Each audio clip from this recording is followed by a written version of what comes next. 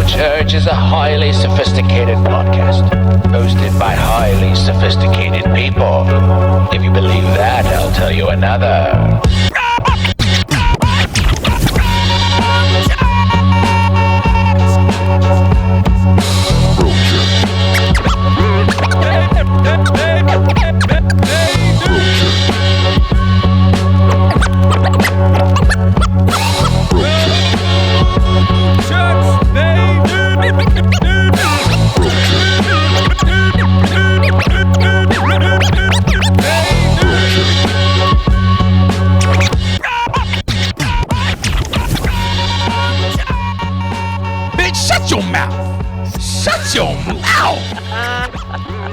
Man, it's been a minute, but we're back. That's the Dave. Yes. Felix. Bro Church is back. We took some time off because, listen, some of us, sometimes we have to do what we got to do to take care of ourselves. And the brother right there from another last week, bruh, first of all, I'm going to bring it up because everyone's looking at your face right now. Dave shaved his handlebar mustache that he was there growing it is, out. man. There it is. Yeah, my upper lip is a little chilly right now. What happened? I just, because I cut my own hair. So I'm sitting there and I'm like, I try to do like a step down fade, trying to get everything a dark fade, Yeah. So I'm like, all right, this is working out. And then 2 minutes in, my arm's getting tired. My ADHD's kicking in. I'm like, yeah, I think we're done. So I pop off the guard, put a number one on it, and then just fucking shaved everything off. And then I'm looking at my mustache. And I'm like, I don't feel like trimming that shit today. So, just like that. Just like that. After 2 years, you just said, I'm not attached to you. I'm not attached. Just get out of my face. 2 years, what is that? So what? Get the fuck out of my. So, yeah, I cut it down, letting it grow in all even. So, all right. Yeah. You look nice and sharp, like young again. Look at you. I do. It's weird. Every time I have that, I guess, feature where once I can change my appearance and I look completely different. You look so different, but not really, because your wife didn't notice for 4 days. Yeah, apparently so. I sat there and she literally laughed in my face after you mentioned it. Laughed for 4 days later. 5 minutes? It was a while. My sister doesn't even notice her own husband. 4 days. She made a TikTok video with you and everything. I'm looking at the TikTok video like, did Dave shaved it? Thank you. I'm like, this must be an old video. Maybe she uploaded an old video. Yeah. So I just went to bed that night and cried a little bit, Yeah, you have listening to the Lion King. Can you feel the love tonight? I can't.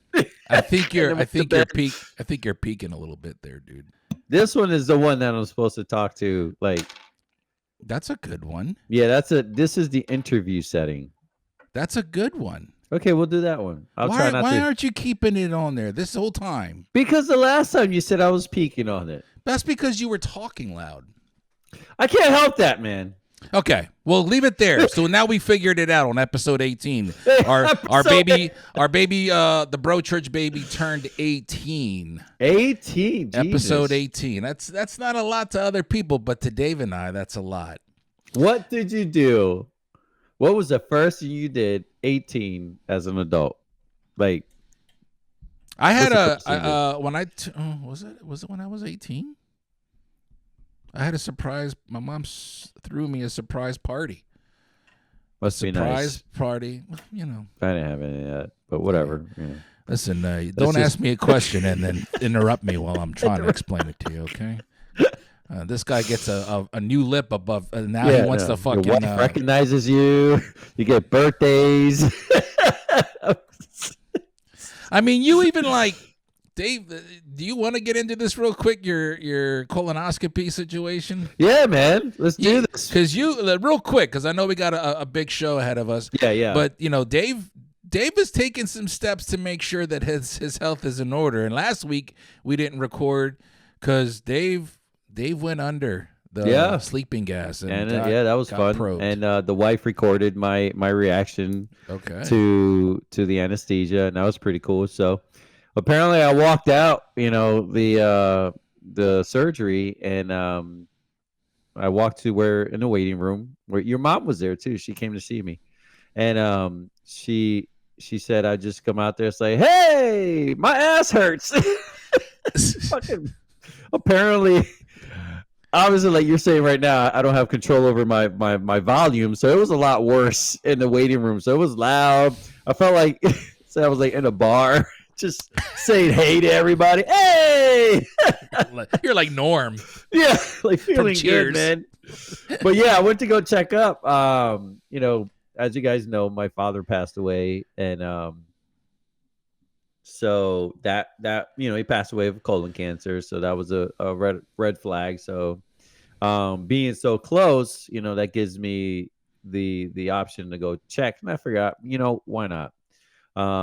Let's get this checked out early on. If I can catch it early, great. If nothing, good, fantastic. So they did the checkup. I got the colonoscopy and the endoscopy done. What's that? That's when they go. Yeah, camera down your throat. Yeah. And you were asleep for both of that? I was. Yep. Yeah. Because I don't think I want to be awake when that happens. Well, true story. Once upon a time, I was working at Lancaster Laboratories in Lancaster, and I was shaking a sepatory funnel, which is like a glass teardrop shaped glass funnel, and we're shaking it with methylene chloride, and then you vent it and you shake it, and it separates the water from the methylene chloride. Anyway, long story short, cool. One of them was cracked, and as I'm shaking it, oh no, and I'm chewing gum, it shatters. And I could feel like a piece of glass in my throat. So the supervisor took me to Lancaster General. This is like 3 in the morning. Yeah, took me to Lancaster General, and they shoved the camera down my fucking nose. You were awake? And I was awake. I remember the guy getting upset with me because I kept gagging. I'm like, dude, I'm not used to this. Maybe you are. Yeah, I'm not. Maybe you shove shit down your throat, but I'm good, man. I'm like, He's looking at you like fucking rookie. He's like, well, I mean, it's hard to tell because you keep gagging. You think? Yeah, you fucking think. What a prick. Holy shit. Anyway, so that's good, man. You were asleep for that. You don't have no recollection. Yeah, they went through and checked everything. So luckily, got the results back. I don't have any polyps, cancer free. Good. I'm good to go. Good. So. There we go. So I just sat there, and the first thing I said, damn, my dad couldn't even leave me that. I think that's some shit. Come on, man. You don't want your dad to leave you that. Your dad did you a favor. Stop it. Did me a favor? Yeah. I'm not going to let you say that. No. I'm not gonna. All right, so let's get ready, Dave. Dave and I are starting. Just remember, health is important. Check that ass out. All right, continue. We're good. I thought you were going to be serious. Get your ass stretched. Stretch that ass. Check that out. So check it out. If you're watching the Bro Church podcast, thank you first and foremost. Dave and I always try to make a habit of thanking everybody. Obviously, we given a big shout out to people like Abe, who I accidentally called Sockademy. We appreciate the people. Which reminds me, I suck. I still have to send him that bumper. God damn, he's like, what the fuck? You guys suck. I know. But Dave and I, obviously, we're trying. Listen, this Bro Church podcast is a big deal to us because we love it so much. And what we're going to really do is take the time with the platform we have to highlight some badass people, some badass jobs, some badass experiences, if you will, of just people getting shit done. And Dave and I, over the past 20 plus years of our relationship, have plenty of memories, shooting the shit with each other with a good drink, but also we've had the great honor and privilege of working with each other. Two different jobs. Yes. Both jobs that Dave reached out and brought me along with. I'm always grateful for that. But the last one we worked at together was FedEx Freight. Now we both worked in the LTL business for 10 plus years. Dave is still currently working. I worked as a dock worker for 11 years at FedEx Freight, and we brought this up in the last episode, and I said, let's really focus on highlighting this profession for episode 18, only because the weather's so cold as of late, and we're getting a cold front here tonight. And, we remember, and Dave still is in this business, working on the dock, like I mentioned in the last episode. Working on the dock means you work with the elements. If you're lucky, you've got a dock or a warehouse that's insulated, that's climate controlled. But for the most part, it's a shell. It's a metal shell that bakes in the sun and freezes in the winter. Now, Dave, I alluded that you are still in this business and you've had the experience of different positions, not just dock worker, but I think the cool thing is you started as that dock worker. You've always appreciated that. The dock worker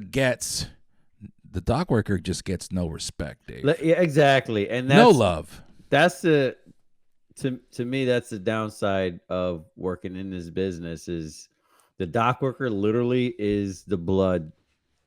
And without the blood, the body just doesn't work. You know what I mean? So fucking blood. I just a backstory. I started as a dock worker, worked my way up to part-time supervisor. I wanted to learn, the dock supervisor, started to learn that. Then I had my own little section. Then from there, I switched up to jockey because they were wasting your fucking time. But anyway, that too. So at that point, Ronnie decided, we should move to Delaware. So I'm like, okay, what's the best position I can do to transfer? So they said driver. I'm like, all right, cool. Well, before you become a driver, a lot of these companies offer a driver training program. So I had to wait a little bit. So while I waited, I wanted to learn how to back up trailers. So I became a jockey. A yard jockey, did that, learn how to do that. That was fun. For those that don't know, Dave, a yard jockey is somebody that's out pulling the trailers and bringing them back against the dock or the house, as we call it, and taking out the trailers that are full of freight and bringing back empty trailers. Yep. And then so I transferred from yard jockey and then started to learn how to drive and became a city driver. I actually I became a line haul driver, which is line haul means I went from state to state to take the freight that we load. Line haul, I did line haul. So I went to, I took places to Pocono, Jersey. I did a lot of Jersey back and forth. So is that like the big show for drivers? Like, yeah, you get more for the mile. I forget what FedEx is, but you get like 56 cents or 60 cents or something like that. Back when I was. Now I think it's a lot more than that. But line haul is where you make the money. Yeah. If you get the right route. Yeah. I was of course bottom of the barrel, so I got whatever was there. And then when they started to do the train yard, the modal boxes, they came off the train yard and to some people back, real quick, what they do is they take the trailers fully, they literally grab it from the train and put it on the ground and you hook up to it, and a lot of the modals are the ones that you take the actual container and attach wheels to it and you hook up to your tractor and trailer and then take it out of the yard. So then after that I went to become a city driver, learn how to do that, and that's where you line haul driver, you drive straight, drop trailers, keep it rolling. City drivers, my head goes out to you guys because I tell you what, you got to put that fucking trailer in some very sketchy spots and take it down some very sketchy streets, man. To make deliveries. And then majority of the time you're making residential deliveries, and you want to talk about running a tractor trailer through residents. Yeah, that is, you learn how to fucking drive as a P&D driver, which is pickup and delivery. You learn how to back that trailer up. You know how to manage that tractor and trailer as a P&D driver. Line haul drivers, nothing against you, but you drive straight. It's cake. It's you're cake. Pretty much done. P&D drivers is not for everybody, man. I'm telling you. I had some line haul drivers through FedEx. do the P&D, and they were like, "Nah, I'm going back to line haul." Really? Oh yeah, because you're putting the trailer. Say for instance, you know those tight one-way streets in PA. Yeah. Try putting a tractor trailer to that son of a bitch just to deliver, and then you're pissing everybody off because you got to block the whole fucking street to deliver a pallet. So yeah, so then after that, I decided to become a supervisor. The position was open, became a supervisor, and been doing it ever since.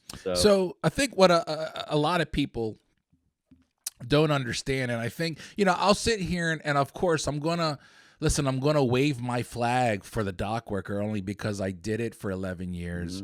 And obviously, yeah, there is this, you know, at least the experience that I remember having with the fellow coworkers on the dock was that the dock worker didn't get the love. The drivers were like the varsity team. Yeah.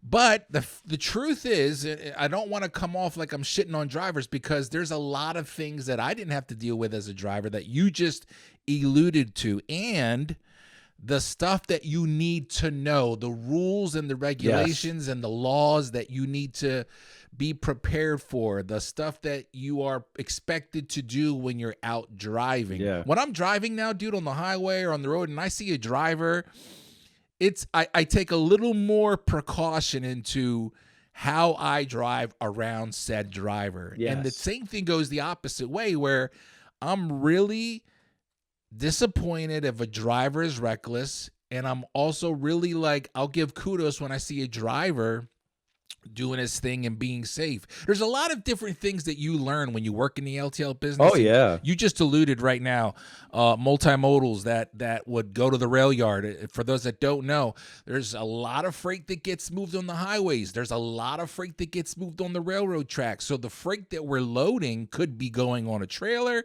that gets picked up by a rig. It could be going to the railroad and getting loaded up on the tracks. And we have to make sure that, I remember we couldn't load any hazmat on anything that goes to the railroad. Be prepared to dig all your freight out if you loaded hazmat in the trailer. You want to talk about a 53-foot long box, which is the big trailers that you people see on the highway?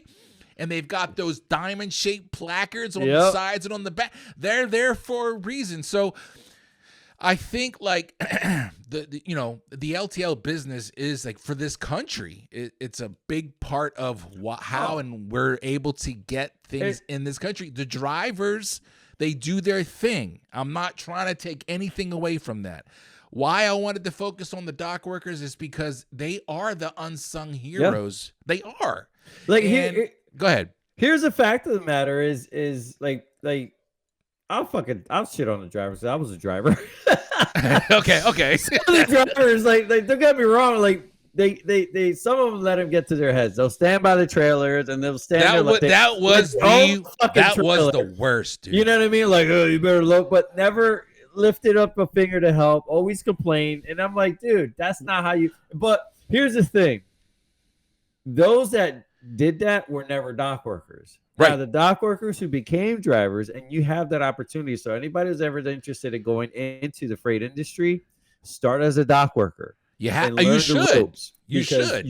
You're going to benefit off learning the dock and then learning how to be a driver. I'm telling you, it's the best way to do it. And if you ever want to be a driver, go with a company that will teach you how to do it at that company. That way you're not spending like $5,000 out of driving school. They will teach you. FedEx will teach you. Old Dominion teach you. They have driving schools right then and there. But off my soapbox. So they'll stand there and then critique every fucking thing you do and load it up. And you're like, you son of a bitch. Yeah. But they don't understand, like, you just loaded up 10 other drivers with the same fucking attitude. You know, you're being pushed because you got bills per hour. You have to unload a trailer at a certain amount of time frame. You know, basically they give you 30 minutes to unload a 53-footer, which is like, what the fuck, you know? But they are not, you hear it on the news, you hear it on the media, you hear everywhere that, you know, the truck drivers are the lifeblood. Yes, they are, but they won't be driving anywhere without the dock workers. Yeah. They'd be driving a lot of empty trailers without the dock workers. So when you see a dock worker, you see them pushing, you see them hauling, you see them rearranging that trailer. You know, they try to weigh it right because you have to. You have to balance the weight. You got to balance the hazmat. You got to balance all that, and you got to not only learn your dock training, but you also have to learn what a hazmat is. Like hazmat meaning like flammable liquids, combustible liquids, yeah, you know, gas, explosives, gases. Yeah. You also are learning what the drivers are learning. Yeah. You know what I mean? You're learning how to distribute weight on the trailer. You're learning how to, you know, don't load this hazmat with this hazmat. Right. You know, you can't load explosives with corrosive. You can't load food you can't with poison. Exactly. But you'll be surprised how many times that happens. Yeah. And that's the give and take.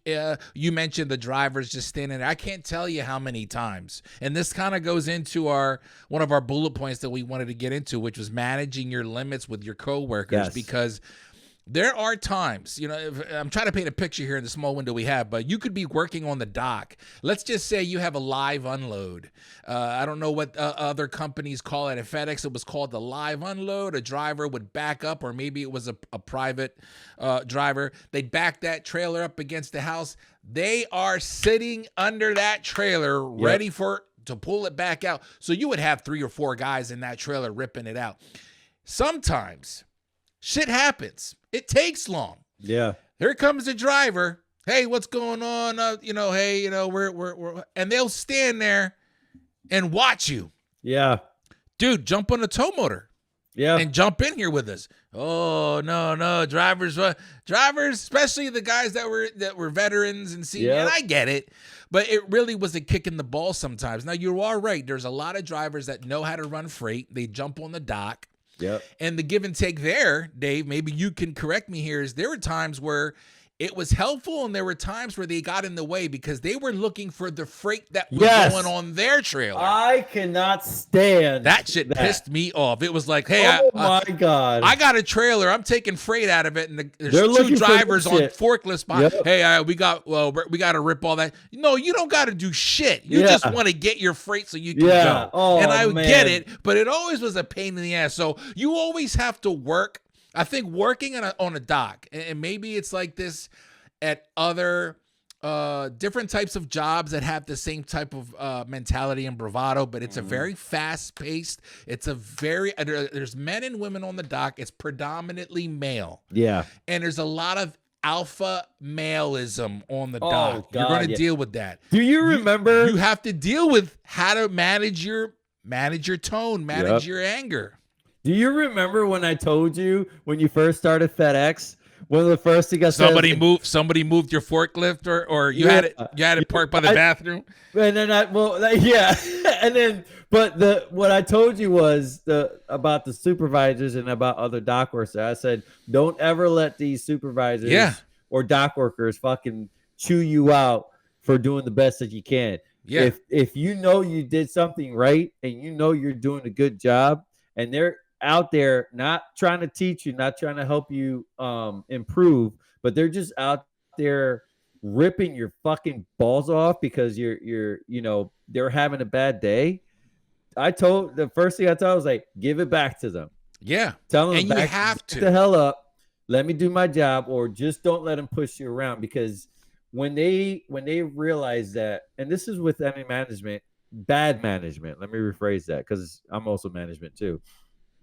When you have bad management, I call them clean supervisors. Supervisors that look like they just got out of the shower. Yeah. They look like nothing. Their collars are still pressed. Their shirts are still clean. Their pants are still, no dirt on it. But they have the audacity to walk out on the dock and tell you, rip you up and down and tell you how bad of a job you're doing, and then go back into the tower and not come out for another 4 or 5 hours. Right.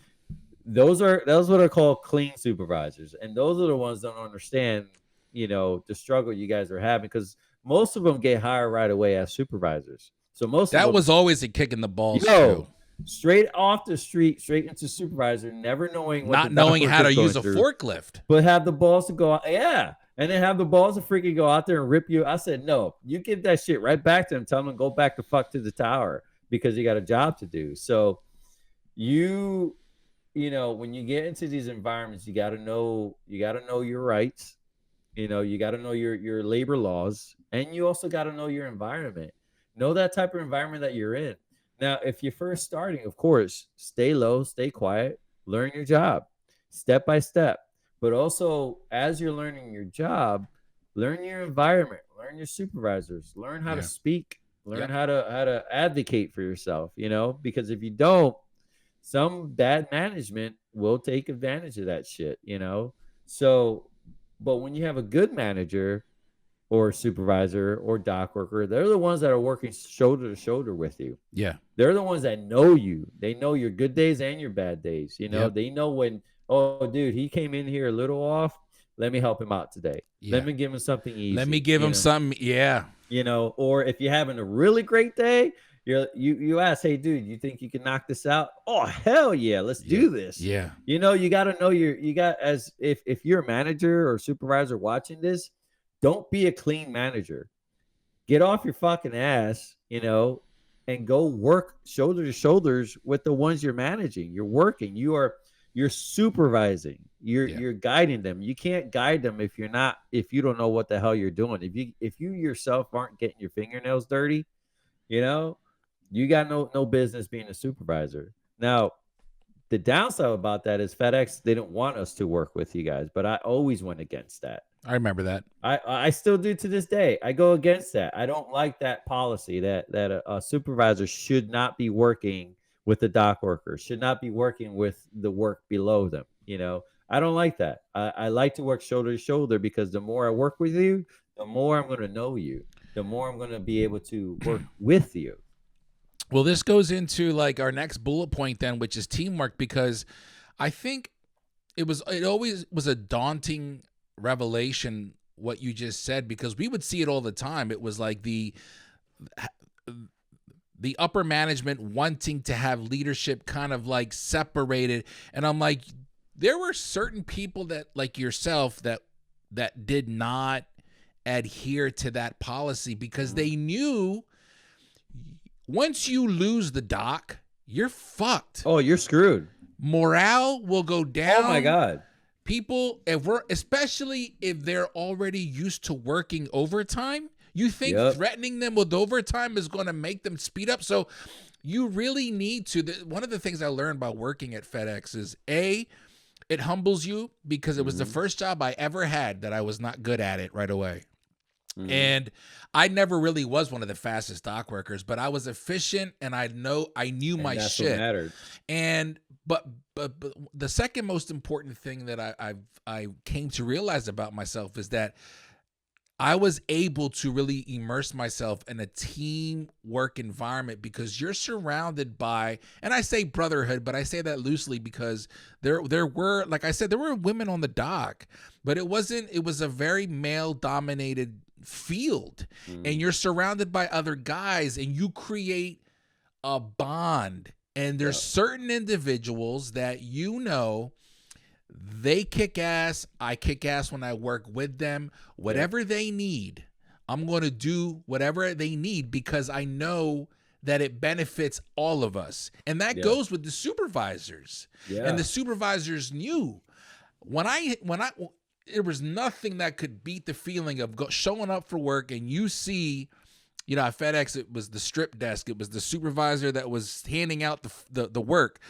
If it was a particular supervisor that knew what they were doing and handing out certain people the right work, you knew we moved today. Then there's supervisors that are up there and you're like, oh my God, you give us all the ugly shit right away. It kills morale. So, and that goes for any type of environment, I'm sure, but speaking in context with the dock work, you need to have supervisors on the same page as the dock worker, which is why it's imperative that they really should have dock work experience. Now, there were some dock work or supervisors that didn't have dock work experience, and they became decent supervisors, and they weren't assholes. So you kind of like adopt them into I got you, bro. Like, I know you don't know how to do this, but you're a good dude and you work hard at being a supervisor. So if you need me to clean up your zone because a lot of people bathe their freight,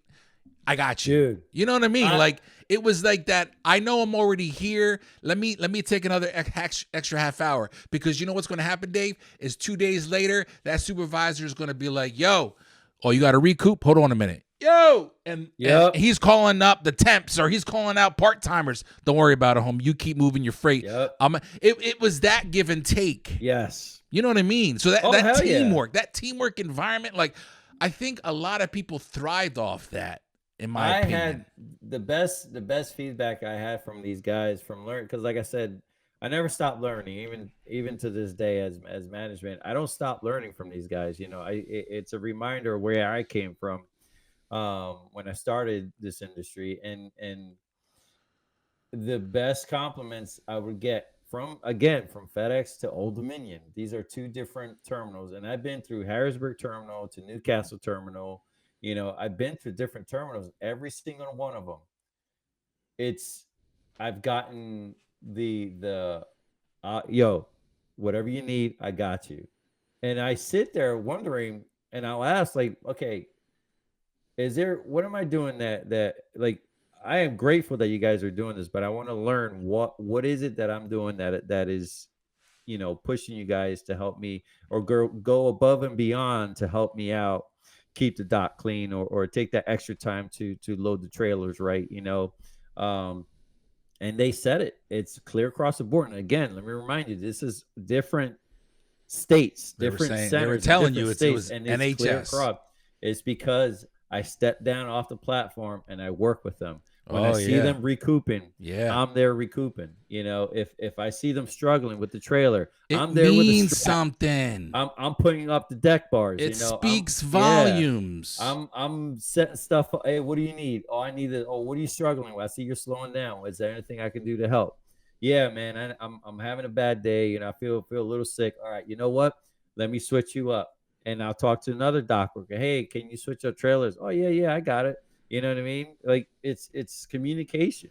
I think also that, you know, and I want to lead into our next bullet point because we're running out of time, but all of this that we're talking about really comes down to like preserving your sanity while you're working there, because it's really easy to lose your shit. And that affects, you know, we talked about this yesterday while we were planning for this episode about the drive home, how it was our time to decompress, because you're going home. You've just worked in an environment that has been loud 10 hours a day, that you're using profanity, you're yelling to get people's attention, you're with tow motors, that it's loud.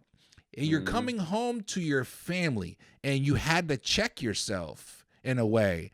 And sometimes I was guilty of checking myself so much that I would check out. Yeah. You know, and I wasn't present. And so you really have to, just like we talked about managing your limits with your coworkers, you really have to gauge and manage how much of this is affecting you, so that you don't go home and take it home, or you don't have enough energy at home. Like, you got to realize that, and this is a tough pill to swallow to a lot of people, both men and women, because when you're in a relationship, you got to understand you're not the only one that worked.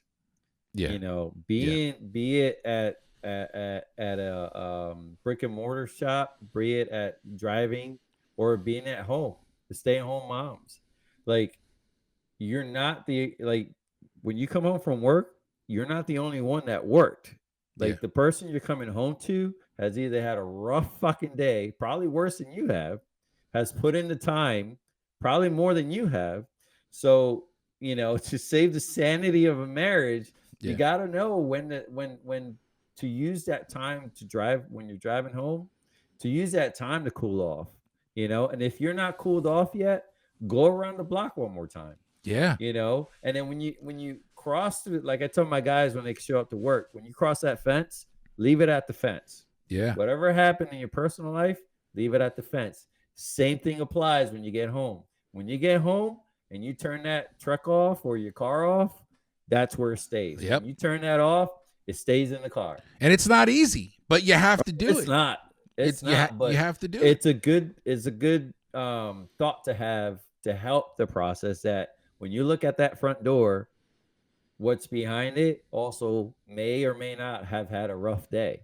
Yeah, there you go. Know what I mean? So you both can share that together and share your rough day together, you know? And sometimes it's tough. Sometimes it is really hard, especially if you're not used to talking.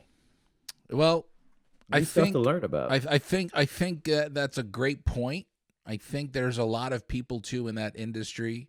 As we wrap this episode up, I want to get into the F-files, but a lot of people, you know, we had Dave and I, we have families. We had families working, knowing, you know, oh, you're calling overtime, but I you know, some of us have kids. How do we?